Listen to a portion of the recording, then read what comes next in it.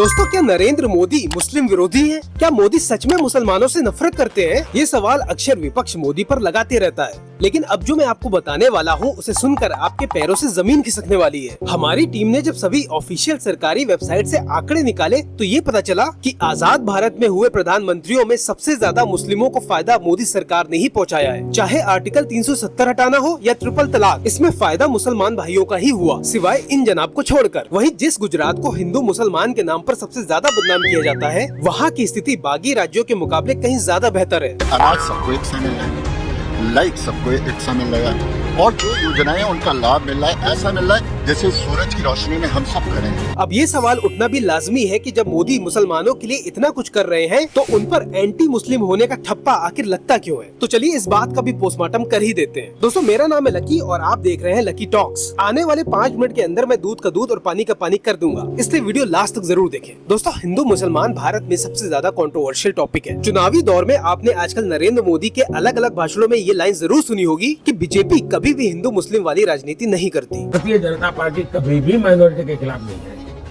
आज नहीं, कभी भी नहीं है। लेकिन हम वे लोग तुष्टीकरण के रास्ते पर चलते हैं, मैं संतुष्टीकरण के रास्ते पर चलता हूँ। अब एक बात बताइए कि एक पल के लिए मान भी लिया जाए कि मोदी झूठ बोल रहे हैं और वो मुसलमानों का अहित चाहते हैं, तो आप मुझे बताइए कि क्यों बीजेपी अपने मैनिफेस्टो में भर भर कर मुसलमानों के लिए बेहतर स्कीम अनाउंस करती है। जहां 2014 के पहले सरकारी नौकरियों में मुसलमानों की हिस्सेदारी 5% थी, वो आज बढ़कर 10% तक जा पहुँची है। वहीं देश में मुसलमानों की आबादी 14% है। तो पीएम आवास योजना में घर पाने वालों में 31% मुस्लिम भाई है। वहीं किसान सम्मान निधि में भी 33% मुस्लिम लोगों के अकाउंट में पैसे भेजे गए। मुद्रा योजना में सबसे ज्यादा 36% मुस्लिमों को लोन बांटे गए। और तो और ये मोदी ही थे जिन्होंने यूएई सरकार से मिन्नतें कर हज यात्रा का कोटा बढ़वाया था और यात्रा में लगने वाले टैक्स को 18% घटाकर 5% पर ला दिया था। वहीं मुस्लिम बच्चों के लिए स्कॉलरशिप के तौर पर अब तक 2000 करोड़ से ज्यादा बांटा जा चुका है, ताकि वो मुस्लिम बच्चे भी अच्छी शिक्षा पा सके। वहीं मनमोहन सरकार में स्कॉलरशिप 3 करोड़ बच्चों तक ही सीमित थी, जो आज की डेट में 5 करोड़ तक जा पहुँची है। दोस्तों, ये लिस्ट इतनी लंबी है जिसे बताने अगर मैं लग गया तो मोदी जी 2029 का चुनाव भी जीतकर चौथी बार पीएम बन जाएंगे। अब आप ही बताइए, जो लोग मोदी को एंटी मुस्लिम होने का सर्टिफिकेट बांटते फिरते हैं, क्या उन्होंने आज तक कोई भी एक सबूत दिया? नहीं।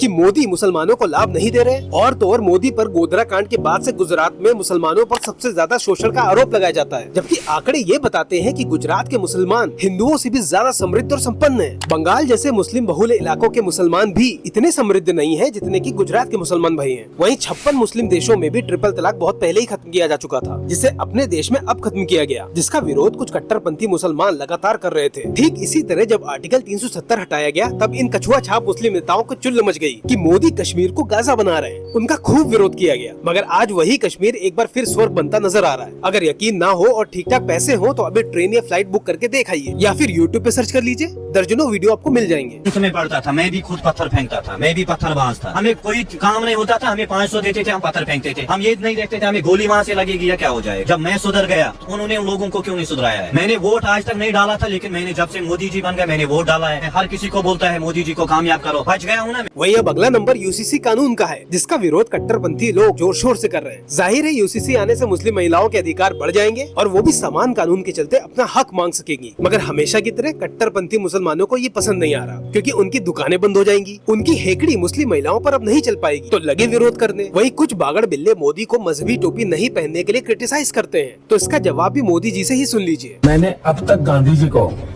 ऐसी कोई टोपी पहना हुआ देखा नहीं है। मैंने सरदार वल्लभ भाई पटेल को इस प्रकार की टोपी पहन करके फोटो निकाला हुआ कभी देखा नहीं है। मैंने पंडित नेहरू को भी कभी इस प्रकार की टोपी पहना हुआ देखा नहीं। साथ ही साथ मोदी को एंटी मुस्लिम कहने वालों इसे भी जरूर देखो। हम 2 मिनट रुकेंगे, एक अजान पूरी हो जाए उसके बाद बात करेंगे। दोस्तों, ये सारी चीजें दुनिया भर के मुस्लिम देशों को भी दिखती हैं, इसीलिए तो वो मोदी की मुरीद है, जिसके चलते सऊदी अरब के साथ साथ लगभग 7 मुस्लिम देशों ने अपना सबसे बड़ा सम्मान मोदी को दिया। अब आप ही बताइए, जो मुस्लिम देश खुद मुसलमानों को लेकर बहुत ही सेंसिटिव रहते हैं, अगर उन्हें लगता कि मोदी एंटी मुस्लिम है तो क्या उन्हें वो सम्मान देते? दोस्तों, अगर ये सारी बातें आपको लॉजिकल लगी हो तो इसे अपने दोस्तों के साथ जरूर शेयर करें, और ऐसी इंटरेस्टिंग वीडियोस की प्लेलिस्ट है तो उनको भी जरूर देखें। अगर ये वीडियो आप फेसबुक, ट्विटर, इंस्टाग्राम में देख रहे हैं तो पेज को फॉलो जरूर कर दें। फिर मिलते हैं किसी नेक्स्ट वीडियो में, तब तक के लिए जय हिंद, वंदे मातरम।